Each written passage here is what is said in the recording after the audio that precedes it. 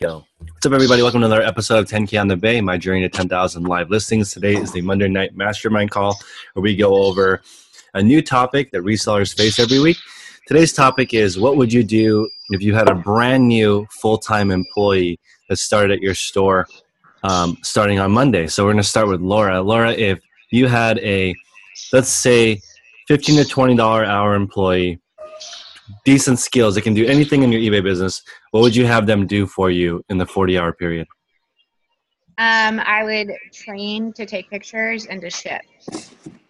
Because when I had help last summer, I had her take pictures and I'm still fixing a few listing mistakes that she made just because I didn't train her well. Like, I'm totally taking responsibility for that. Like, that's when I first started going full time and I was still learning how to list certain things properly myself. And so I wasn't training her to list properly, and I'm still going back and fixing my errors. So I think just to avoid those mistakes, I would do shipping and pictures for sure. Okay. That's a great point to make, because it's very hard to build a business by yourself. So eventually you have to have people take over certain tasks. So for you, you'd still retain control of the listing part? Yeah. And then do you feel like they would be working in tandem with you, or would they work separately? I would rather them work in tandem. Right now, I'm actually expanding my inventory space, like in the garage. I'm putting more shelving units up. So right now, I'd actually have them help me sort inventory. So for things like that, if I was paying them by the hour, I definitely want them to work in tandem with me. So then I would do right by their hour, because I'm kind of a control freak like that. If I was paying them like I was with my past employee by the listing, then I wouldn't be as concerned. So if this person had 40 hours to dedicate for you with you, would you still have them per item? No. I think I would hire them on like as a full-time hourly employee and then have them work with me in my space, making sure like they're doing the tasks that I give them for the day. Okay. Well, let's go next to Mike. Mike, if we gave you already have some employees and staff, but if we gave you a brand new person on Monday, fully trained at a $15, $20 skill level, so that's most of eBay, where would you put them? And do you have an idea already? Yeah, we do. One of the items that's next on our docket is we, as a recycling company, receive lots of chargers and lots of cords and lots of just tangled up wires. So one of the things that we've done is we've scrapped it for its raw metal value, but we actually have the ability to take that and sort through it and probably add another, I'm gonna guess and put myself on the record here, probably another $5,000 a month in sales just in power chargers. And that particular person, they are actually coming on board next Wednesday to do that. So they will do what Laura mentioned is critical. If you're going to have someone listing, we've been through this issue as well. They've got to know how you want them to list. And so they have to be trained. That takes time. This particular person is going to become the godfather of cords and the godfather of chargers. They're going to learn everything about chargers. They're going to learn which notebook computers they go with, which ones they won't go with, which types of power charging situations will ruin an item or not ruin an item. So that's what they're going to be doing, is becoming the power charger godfather of our company. So that's awesome. And on that note, do you know what kind of capacity you would expect from, let's say it costs $800 a week to bring on somebody, let's just say $3,000 per month. Do you look at it as far as like a $5,000 output for a new $3,000 cost, or how would you weigh the benefits of bringing somebody else on? Yeah, that's exactly what we do. We basically have our number dynamics that we say, we know this particular person can do X amount of listings if they're these types of listing, because certain listings are much faster to do. They're much more repetitive. You can duplicate things that you've already done before. But in average, we feel that a lister, what it's going to cost us, we should be able to get easily 5 to 8 times the value in revenue from that particular person that we hire. That's a great point. And Prince and I were discussing earlier that in the United States, only 1% of people make 400,000 or more at a job, meaning somebody is paying that. And we were thinking, without question, usually that person would be providing millions of dollars worth of value for the company. At least 1 million to pay them that much. And to be bringing in normally at least 2x of the value of what they're bringing in. So if you're looking at 5x, that makes sense, because there's also rules, hard, fast rules that people live by, saying like, don't spend more than 20% of your revenue on employee costs. Or in the restaurant business, it can get as heavy as 1/3 of your entire revenue goes towards Right.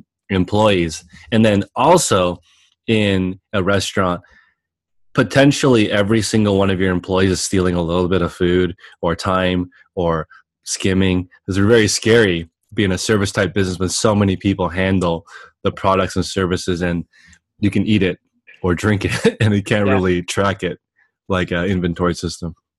Yeah, that's correct. In our new location here, we have security cameras everywhere. But more importantly, one of the things that the best way to disincentivize shrinkage or stealing is compensate the people, either with money, or one of the things that we do, I feel we do really well, is we want these people to be part of the process. The Blind Center of Nevada is a very good nonprofit organization, but there's only so many places you can cash feeling good about work. And so there has to be a really good balance between how you feel about things at the end of the day, as well as what do you take home, and is there an incentive program incentivizing me to do better? And so we try to make a healthy mix of those things. We know that our particular people, they start out at $10 an hour. Nevada is extremely cheap, but we have some good incentive programs on top of that. And that's what's helped us double our revenue, is say, we would like you to be part of that system. And when I came on board, we actually had an unfair compensation system. The commissions were paid at the very front end, or at the very back end of the funnel where things were leaving. And that kind of made some bad feelings for all the people who had to put in a lot of work to get the product to that particular point. And so we're in the process of restructuring that a little bit to where your skill level will have a portion of your pay. That's the position that you have. And then everyone sinks or swims depending on how the bottom line does. So we wanted to mix it up and make it a little bit more fair. So would you rather do, if you had $12 worth of compensation to give the person, would you do $12 compensation, or would you do 10 plus a few incentives? Or do you budget out like perks? 10 plus a few incentives and perks. I mentioned when we moved into our new location, I told the guys, all right, if these 2 months we have record-breaking months, I will buy you beats. And they're all using them now. And that was a kind of a sly way for me, because I got tired of listening to such different loud music, all the time anyway. I wanted them to do what they wanted to. So buying them beats because they reached their goal. And there's some of the things I will pull out of my own pocket and give to them, because I know in the end, my end game, which I haven't fully, tipped my hand to, I'll be able to benefit everybody much more. But we've got to restructure the entire program so that it works for everyone, not just a few select people. That's really interesting. I was looking at Cisco Systems here locally, and they have a plan where you can eat with your kids one time a week. They'll go get your kid from school, bring them to you, and you can have lunch with them. Or they have an in-house doctor, or they have art that changes in your office, and there's an artist on site that paints something to inspire you. And the guy's like, oh, the interview is like, wow, you're such a nice guy. He's like, I'm not a nice guy. I'm a business person. Like, right. The productivity of all my people is so high. They never leave work. They never quit. Like, and they never get sick. So It sounds like it says utopia, but it's not. Like, the happier people work harder and longer, and they're not thinking about one. I notice when somebody says I need to spend more time with my kids, I figure out how they can. Right. And all that stuff starts being built in, and it's kind of a cult. But he even calls it that. He's like, it's kind of scary how much time people spend at work, but I've designed it that way, and it makes sense. And they may not be the highest compensated even. Right. And, But and that might not be the biggest deal for them. In fact, we provide lunch for them every day. We have wow. a full culinary center and a full kitchen. We provide meals for about 200 members of the blind community per day. Part of the perk of being an employee is that you get to eat lunch as well. Wow. So that's another thing that goes on top of it. And it's funny that you mentioned art, because we want to keep our particular listing room. It is going to be a tourist stop on a tour of the blind center. And so it has to look nice. And so we're going to have rotating art months. This particular first month that we're starting out here, we're going to do electronic pictures. They'll get to participate in picking the types of pictures, and we're going to go from vintage all the way up to new electronic, and that will be visible through all the artwork that we have. It's just going to be simple poster type things that you get, and it goes on foam core, but it'll be the same size. It will change every month, and it goes on the same little clear blocks that get put there. Mike. Yeah. I have a suggestion for you. Cool. I could use it. At my old salon, I used to open up the salon for local artists to be able to show their art for free. And my customers used to love it because they could, see different art rotating throughout the salon. And then the artists love it because you give them, they can rent the space out, show their art one night, and then continuously show it. And it's also free publicity for them. They have a venue. That's cool. Yeah. Huh. Okay. I like that idea. That is awesome. And also, if you make it into a cool educational piece and field trips and people start coming in there, I think it's a good way for awareness. That's very cool. Okay. Well, let's go to Prince. I know you're working out, but let us know, if we were to have a full-time employee show up on your doorstep, how would you utilize them? So yeah, I apologize. I'm at the gym right now. Currently I'm a Stairmaster because it's a Wednesday call and this is my gym time. The only time that I get today. I hope it's not too noisy. So if I did get an employee, I always have this conflict in my mind every single time. What would I use them for? Because for me, shipping, packaging, all that stuff is fairly easy just because my products are very small. And but yeah, I'm always thinking about scaling. So if I did have an employee 40 hours, I would do something a little bit different than you guys. I think I would document everything I'm doing and put it on social media. The social media is the way to make some income.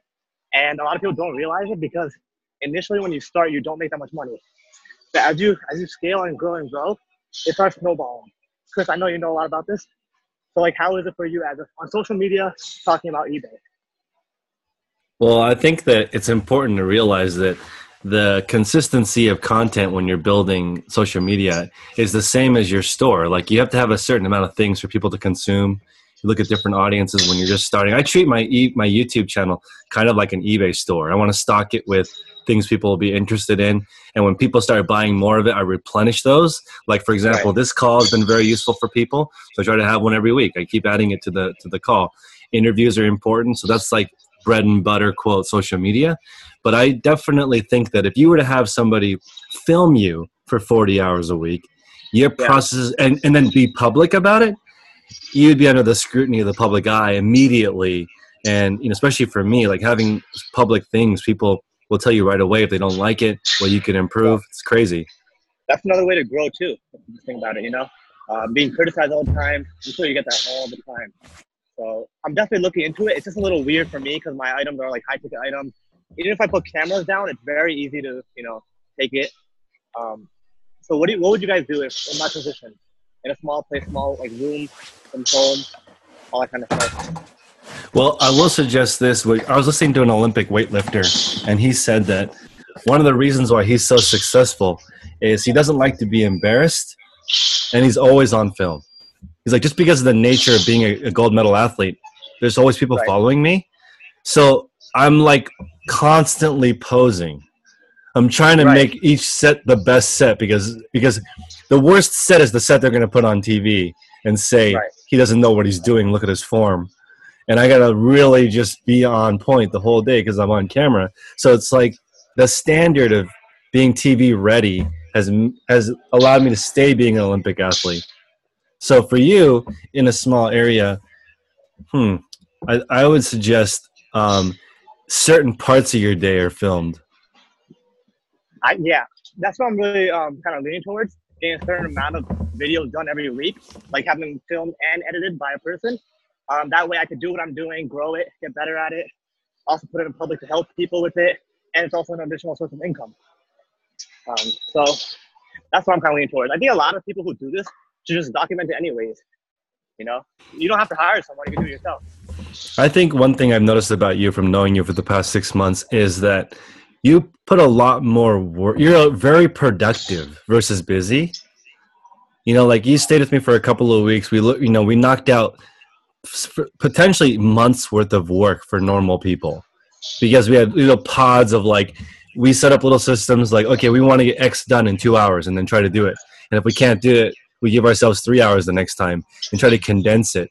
And for you, you're just trying to get things done in the same work or more work in the same time. And that type of thinking is really good. So I think that's going to be pretty powerful for you. And also the way that you look at your diet, I think they should go all, and exercise should all go into your planning because like as an example, I've been ordering meal prep and I had never one time on the meal prep looked at the sodium level of the stuff on it. I was only looking for calories, fat, whatever. And I've been reading that having too much salt in your diet can cause brain fog because your body's not used to, the spikes can affect the way you think. And so I've been cognizant of that.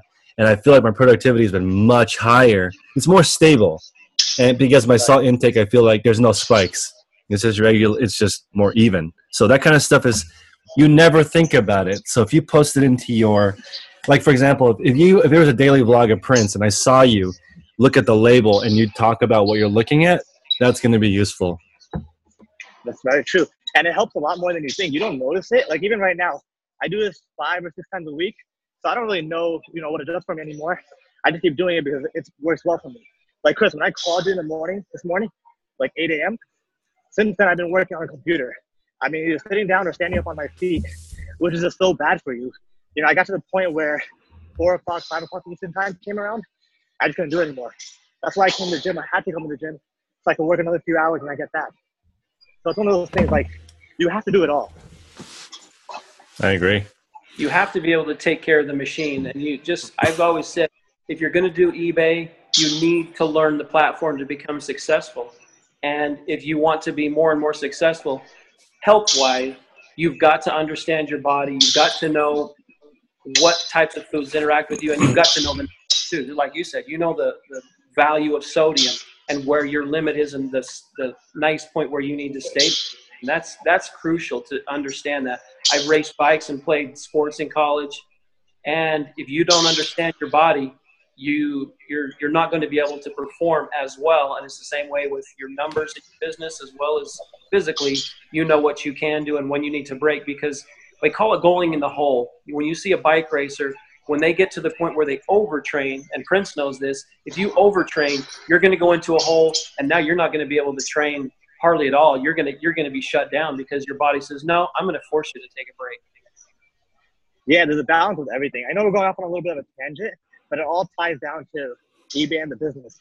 So like for me, I'm always thinking about my future wife, my future kids, my parents when they get older. So things like that, like how am I going to run a business and take care of them if I'm not helping myself? So it's one of those things that always. Easy. It's not easy. I promise you that. No, I know that. I'm really grateful that I kind of know that kind of stuff right now. So I'm kind of preemptively working towards being the best I can be. And just to tie it back to the original thing, people who are abundant generally get a lot more work done than most people. And one of the fastest ways to get more work done is to have more hands. If you have 3-4 people helping you and they all make more money than they cost, you're already adding 100 hours a week because you have their help.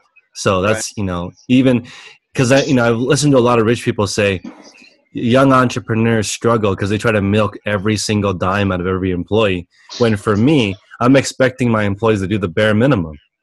That's how I look at it. I don't expect them to excel. They don't own the business. They're going to do just over what gets them fired, which is fine for me. I plan my business that way. I'm not looking for one super key, incredible person to double my productivity. I'm just looking for them to make more than they cost.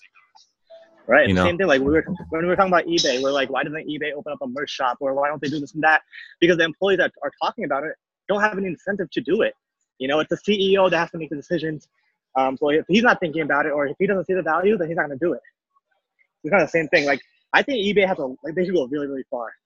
You know, imagine like Elon Musk or someone that comes in, they would change everything about it with the whole employee thing. So it's an interesting thing to think about. Employees are very critical at a certain stage in their business. Yeah, Laura? I think people are like so scared for that same reason to hire employees, because like nobody's going to care about my business more than me. Like, why should I like trust somebody else? But that's the thing, like exactly what you said is right on the head of the nail. Like, you can't expect them to love your business as much as you. So like set the bar low and let them exceed your expectation, just like we would for customers. Like let's ship faster than the customer wants to exceed their expectation of what's going to happen. And it's the same thing in reverse. Right. Yeah, it needs to be very clear. The employee needs to understand what is expected of them.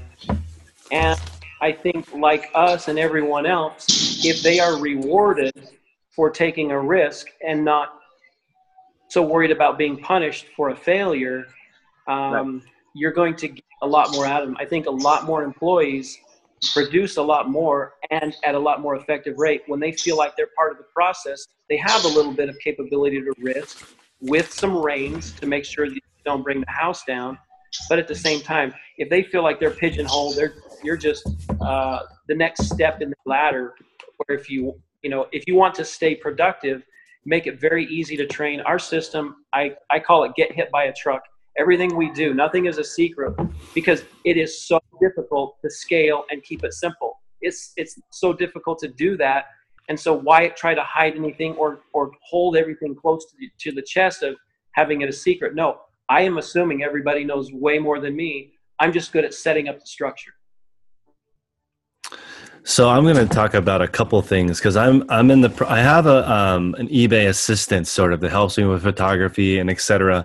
And I've been having him sort of assist me beyond photography. I'm thinking about hiring a different person to do photography and having him assist me. For example, I might say, hey, can you help me schedule this with this person? Set up this template, or things that can multiply my time. So if he can set up systems for me, like, okay, I want to develop, for example, I would like a virtual assistant to scan eBay for me, to look for in 8 categories that I like to sell in. I want a person scanning eBay to find these listings that are undervalued.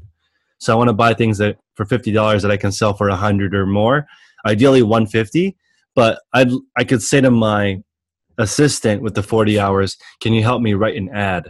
Can you go research 5 different ads on Upwork.com, and so that I can go in there and adjust it and try to multiply myself by finding more people. But I think that there's some value in this executive assistant, which is how I would use my next 40 hours. If I had another employee coming in, I'd want them to help me fully get the most out of my day, literally as an extension of me. So I think for me, I would do that. Also, since I have different streams of income, it starts to get a little fuzzy sometimes. And I have a few rental cars. And so I'd like to send my assistant to say, this car needs an oil change, go do that, or something like that. So I think I would try to use one, or go, I guess I'm really, really focused now on trying to stay productive all day. And for me, the largest time suck is diet. I wish, I get bored too easily to eat the same thing every time. But I easily spend 1 extra hour a day thinking about what to eat. Even if I have meal prep, I get bored and I want to eat something different. So I really want to just streamline that part, because that hour could be worth, like, if you want to double your income right now, my time's worth between $100 and $150 an hour. I should never be driving somewhere to eat. It's never worth my time, ever, even now. But it's just hard to pay someone potentially $20 an hour to go get you a meal, and that's worth your time. It's hard to think of that. It's just math. If I were you, I would do it immediately. You could even try it for a month or two, like convert James into being an assistant, so to speak. I think it would help you a lot. You could do like scheduling meetings. You could do anything, dude. You could just sit there and handle all your eBay business. You know, have the assistant do everything else. It'll really free up your mind. Or you could at least just try it. Just try That's true. That's the key right there. Think of the end result that you are hoping to get out of it. What's the ROI that you think you can get? Go ahead and try it, and then make sure you know what kind of metrics you want to track. What kind of things were you able to get done that had a certain value on it, and how much it cost you? And you never know unless you try it. That's right. Mary, go ahead, Prince. Sorry. No, I was just going to say, I don't think we realized how much we could do in a day because we're doing all these little things here and there that take up so much of our mental energy and focus. So I really, really want to try the employee thing for sure. Mm-hmm. Mary, just to catch you up, today's topic is what you would do if you had a full-time 40-hour person come help you starting on Monday. Assume they're like getting paid $15 to $20 an hour and they can do most eBay processes. Laura had mentioned she'd get some help with photography, but not have them do the whole process because she wants to control the listing a little bit. Mike has a new category of power chargers that he might hire someone to try to take over, being the manager of that type of a new category. So do you have some ideas on how you would fully utilize a full-time worker for you to help you? I know, sounds like the perfect world. So basically what Laura said, I do like having some sort of control over my listing as well. Photography has been on top of my head for a long time. So definitely have this person photograph every single thing that comes through. As far as sourcing, I would eventually train them and so to do that. But it would probably be like a team building thing where we both go do it. Now I wouldn't feel ready to launch that person to go do it on their own. Photography, and like you're saying, a VA, I considered a VA for virtual, like an actual virtual assistant, but having a personal assistant for a lot of streams of income in the future would be super beneficial. I'm seeing like Airbnb in the future, any type of YouTube or social media. Somebody who's knowledgeable in that field who can take care of that end, where I just dish maybe YouTube video or any type of content and they filter it, they do it on the other end while you're just producing. Because like Prince also mentioned, I feel like we underestimate what we can do in one day, what we could do in a year. And if we're focused on things that don't really scale, and we can send it off to someone else that can handle that for 40 hours, I'm sure that can be helpful. So for photograph, for sure. And any type of assistance would be with the little things. You're talking about maybe measurements. Somebody can do measurements as well. I would do that. Mm-hmm. Just because that gives you more control of listing. I really enjoy listing. That's one of my favorite parts of all of the eBay. And by listing, I think we get to learn a lot more of what we don't normally know in the eBay field, the new things that pop up, the new features. Again, it would be photography off the bat. An assistant never hurts, I think. Mm-hmm.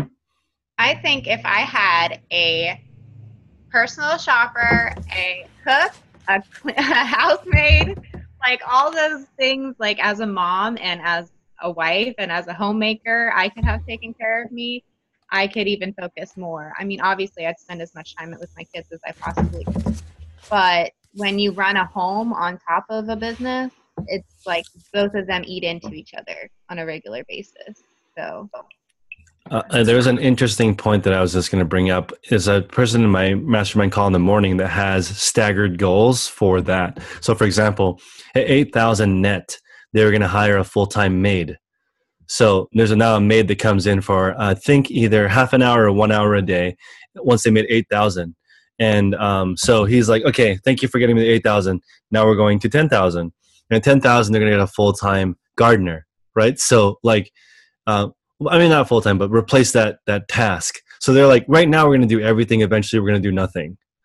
And they're just slowly scaling it up. But as a reward system, they're doing it to scale up the time. And also, they have decided that they want to scale their eBay business, but as a family, husband and wife, they both work full-time. Combined, they can do 30 hours a week on eBay, the two of them. So they never want to exceed that. So what they're going to have to do is hire people because you can only do so much work. And if you had 52 employees that doubled your productivity, or I mean, did the same productivity as you could do the amount of income in a year and a day, in theory, or in 1 week. You could do 52 weeks of work in 1 week, in theory, if you could, multiply yourself like that. But it is interesting. If you woke up and all you had to do was work and exercise and eat, I think that you basically at least double your day if you didn't have to make any little decisions. I think one of the most important things that you made mention of there, Chris, is they had a choice. They were making conscious choices about what to do in the future. We're in a very similar situation where we could spend the money, but I have 5 sons at home from 24 to 13. And so could I hire a maid? Yes. Could I hire a gardener? Yes. But I also have an obligation to help set up the future youth and say, you're going to be in a bad situation if I don't teach you how to work. So guess what? One of my last posts on the Instagram was my 13-year-old son going with me to wash the truck. And we would talk and to see, this is how you go into, and this is how you do not talk to a UPS manager. This is how you do talk to a UPS manager. And so those kinds of things are important, but that fits my particular style. Choosing what your lifestyle is, what you want it to be, and where you want to go, and looking forward in the future. I think that's the most important thing. Prince mentioned that, which is fantastic. He's such a young man, and looking already at what do you want to be doing. That's where the true happiness is. You're making choices because you have options, not because now I have no options. That's not nearly as fun. Right. Mike, I respect that so much, and you are so right. My children are younger. I have a 3-year-old and an 8-year-old, so unfortunately I can't ask them to do as much as I would be able for your teenagers. Right. I respect that work ethic that you're putting into your kids. It's just that's exactly what I want to do as well. So thank you for saying that. Thanks. I also want to point out that there's the millennial situation where some people feel like millennials, basically they consume more value than they produce. And that's why they're sort of, and it's a product of the United States really being very abundant, right? If you did really well and you worked really hard, you may not want your kids to work as hard or struggle as much as you did, make their life a little bit easier. But I think in the end, it's just net value. I know a lot of kids that grew up very wealthy and they produce way more than normal people of their age or their situation because they had more resources, right? But they understand that. Like, okay, I'm already starting at a 9 out of 10 basically in my life, right? So I can jumpstart and now create insane amounts of value that other kids can't because I don't have to worry about money. I don't have to worry about potentially education because if you grow up in a more well-to-do family, sometimes you can get into a school just because of that. So they're starting in a situation where they're highly educated, highly organized. And I just got back from London, and I was talking to Prince. I saw 100 supercars in one block in one area of Westminster. And a lot of the kids that were driving the cars are YouTubers, that they created that value and purchased those cars, not just their parents giving them the money. And it's insane when your net value is so high that and that's, I think, is important when you are a kid. If your parents teach you the value of money and you understand the value of each activity, and a kid may say it would be great if I can imagine a 12-year-old saying, "I would love to help you wash your car, Dad, but I can make more on this conference call with my other 12-year-old friends, and I'll just pay someone to wash your car." Like that would blow your mind if there's kids that are like that enterprising at that point, because it's just. You don't learn how to value time until you're an adult. Really? Usually not. It's a very difficult lesson to learn. It is difficult to teach. And I've mentioned this before. I think now with my 13-year-old, I think I know what I'm doing. I kind of am understanding. And I've been doing it for 25 years. And so I think that's the part. And you're right. I want them. They said, "Dad, you want us to be as good as you." And I'm like, oh my gosh, set the bar higher, kid. So hopefully they'll use that, and giving them the freedom. If they fail, and that's okay. That's, I think, the most important thing. They've got to know that failing is not that big of a deal. It's how many times you get back up and how quickly you get back up and what do you do next versus worry about it. Chris, And I want to add something to what you said about like instilling in your kids to be able to recognize to hire somebody to take care of that time. I agree with that completely. However, I do want them to learn how to do it themselves, like from the get-go. So then they can value not only how to do the work, but the person that is doing it for them. I feel like when you have done the work yourself, you tend to value the person that you hire a little bit more, and it's more of a respectful thing. if you can hire your kids into any service-oriented anything, like if your kids served food or they volunteered or any type of service where you get to see like someone get angry over, like a latte made incorrectly. Yep. And you're like, really? And then you can see that, or you can see someone who really has nothing and you're really providing some type of a service. It's so different. Like, there's not anything more valuable, I think, than any customer facing job beyond just like, raking leaves and stuff. Imagine, the kids who sell candy door to door and the kids who volunteer at a young age and maintain that habit. I mean, it's hard to be selfish when you do a lot of selfless stuff, in my opinion, because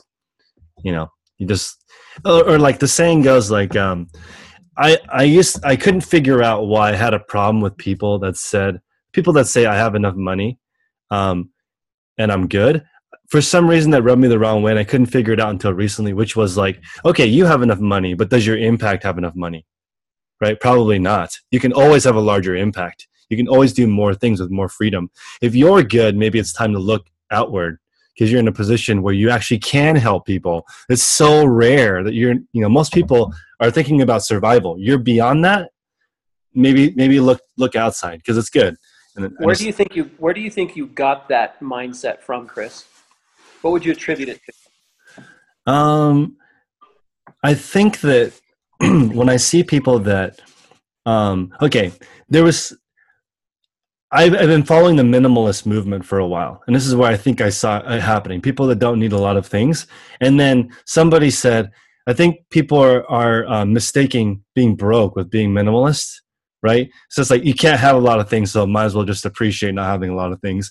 And I kind of agreed with that until I realized the impact part where like reducing your overhead so you have more to give is how it finally struck me when I was like, okay, if you like, this is a kind of a weird example, but Dan Blazarian is like this gajillionaire guy, Playboy guy, right? And he has every toy. He has like the fantasy world of like women, cars, power, all that stuff.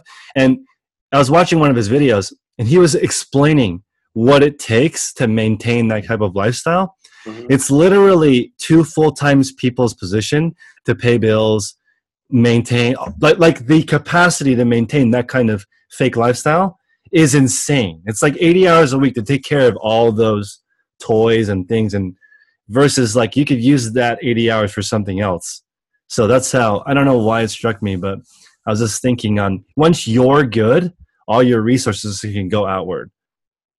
Usually what I've seen, and here in Las Vegas, it's full of it. Sure. And I've been through that particular situation also. There comes a point, I've heard the saying and I keep saying it over again, I got tired of spending money I didn't have, buying things I didn't need to impress people I didn't like. Mm-hmm. And that kind of mindset, but you have to be able to be self-aware enough to find out what it is that you want to choose. If you like fast cars and those kinds of things, there's nothing wrong with that. You've just got to want that, and sometimes it's more important to want what you have rather than to get what it is that you think you want. And it takes a lot of self-awareness to be able to understand it.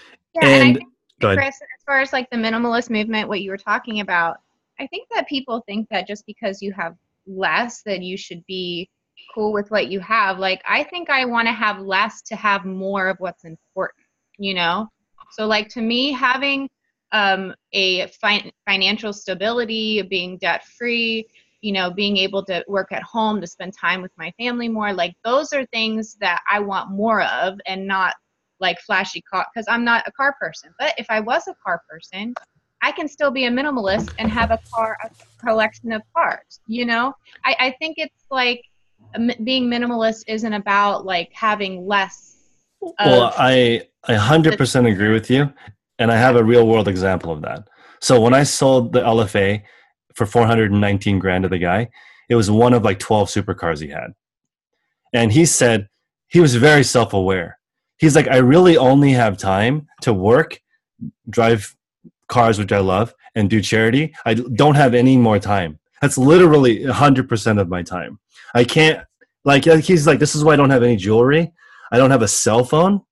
I have so little time that I don't have a cell phone because I can't be distracted. To run the business that I run requires my full attention 16 hours a day. I like to drive home in whatever car that I want, and the rest of my time is my family. I can't even, and he was to the point where he couldn't, like, imagine saying you don't have enough time to have a cell phone. Like, you can't afford even 1 second distraction. That's insane. That's a choice. He's choosing not to have the phone, and that's I think what being self-aware helps. Yeah. And to the point where, like, he is one of those people that he was like, you know, in the movie James Bond, a spirit that he drives into the water. I made $1 million so I could buy that exact car, and it's totally impractical because it's not watertight. So, but he's like, this is just cool. You can imagine something and then do it, you know? And he's just like, so when I was talking to him when he was buying the car, he was talking about historic things like that inspire him to do things that are larger so that he can make money on that scale. Because in order to buy stuff like that, you've got to create usually millions of dollars worth of value in order to actually have that kind of lifestyle. Very cool. It is cool. Well, Chris, I've got about 4 guys that need to make sure we get some other things. Our new shipping system, our foam packaging system, we're a little behind on. We're going to get that instituted here really before you go, is there something that you want to work on this week?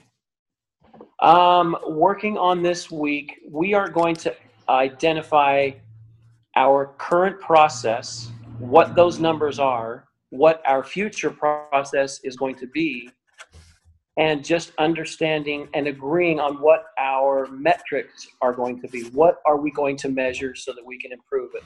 And we're going to keep it small. It's mostly about, you know, the amount of the categories and the things we go after, as well as how much it costs us and what are our goals from a revenue standpoint. Okay, so I'm going to give you the homework of giving us 3 tips on your process mapping.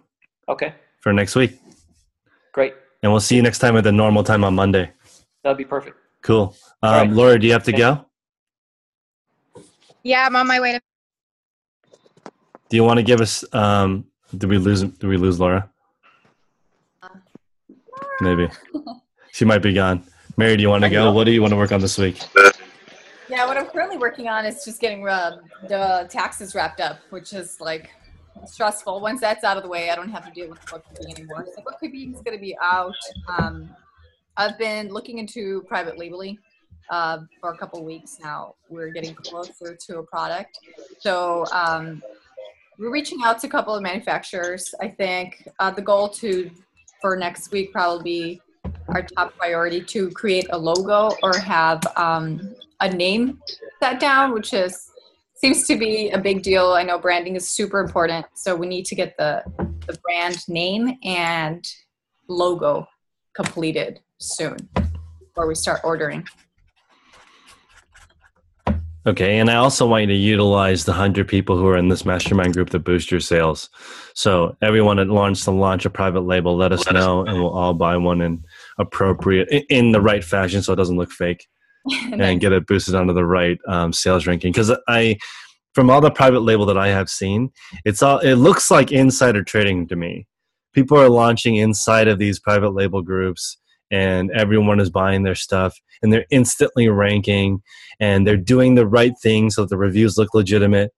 But I mean, they're getting 15, 20 reviews from verified people from these groups that they're not friends, they're not family members, and they're really boosting it up. Plus, ideally, if you give everyone in this group buys a widget from you, and they can give you some valid advice. So just a thought. That's a good idea. That's good. Thanks for reminding me. And you might cheat too. I mean, and if you're afraid, because some people don't share their private label, then maybe just do a smaller focus group, because it can kind of get scary. Yeah, I've had a couple of people actually on Instagram reach out and share their link of their products, and I've done the same for them. Mm-hmm. It's definitely a good community too.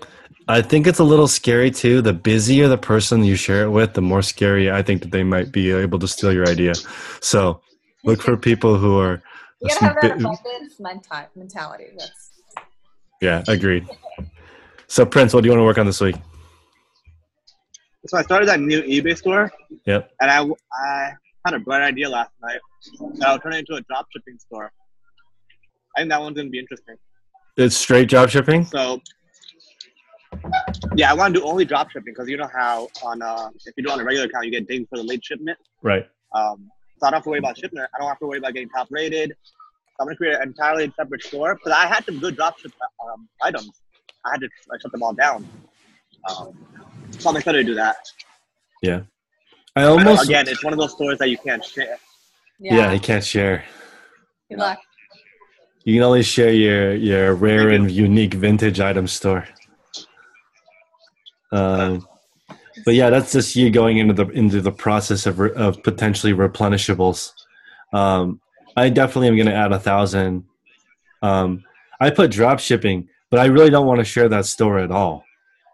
I'm just like, I'd love to have a VA help me with the research. And the last thought on this employee conversation is research takes up so much time. Yeah. Okay. So when people are searching sold prices and etc. But if Mary, you had a private label you wanted to research and you're like, hey, VA, can you research the 10 people in my category and tell me what their feature list is and make it all into one list? Let's make sure our product has all these plus a bag of chips. Then look at two and 1 star reviews to see what's wrong with their item. Right. And make sure that yours is quality controlled, not theirs. Also, in your category, what you can do is, let's say there's 5 products, and you go into Amazon.com and you type in 99 each day, and it says, only 78 available. You can go into the next day at the same time, do the same thing, and see if there's 73 available, and 5 sell a day. And you can use that to gauge the interest in that product beyond Scoutify and other research tools. But I think it's cool to really get an idea of how thick your market is, because if you find a good one and you can get that ranking, it's going to stay up there for a while. Yeah, that's true. I did reach out to a couple of people who already had the product labels out, and I asked them about Scoutify, is it precise or not? I said, honestly, it fluctuates. Whatever you see there, you're best off doing that 99 method to double check. So that's good. Mm-hmm. But yeah. Cool. What do I want to work on this week? I want to finish this document for accounting that can help people. So I'm going to work on that tonight, and hopefully we can launch that and test that and see if I can help people with their bookkeeping and accounting. And it's a little bit strange, but I think that I'm leaning towards tandem listing as sort of the best way to operate an eBay business, meaning like one person is listing, one person is entering in the cost of goods sold, doing the bookkeeping all at once, while the other person is taking photographs, prepping, and pre-packaging the item. So far today, it wasn't too bad. This morning, my photographer James and I, we did about 40 items. I'm sorry, not 40 items. Maybe 30 something items together in tandem. I was doing all the listing and whatever, and he was using an iPhone. Literally, he would open the draft on the computer, upload the photos, and while they were loading, he would take the pictures of the next item, and then he would launch it and then package it. And it was taking around the same time. So I'm thinking about the idea of doing the bookkeeping and accounting at the same time as listing. So just a thought, and then you would basically need 2 people in-house. You couldn't do a VA. Yeah, you'd have to have them both there. Both there. So it's kind of a fuzzy way, but also it was quick. Go ahead. I'm sorry, it's a little different. I don't think I've heard something like that where somebody's in charge of crushing them at the same time. Yeah, and then you can say, there's a stain. There's a missing button. It's new with tags, but there's a little snag. So that was cool. All right, guys. Well, I have to thank you for stopping by. Sorry for the lateness this week. I'll see you guys next week. Normal time.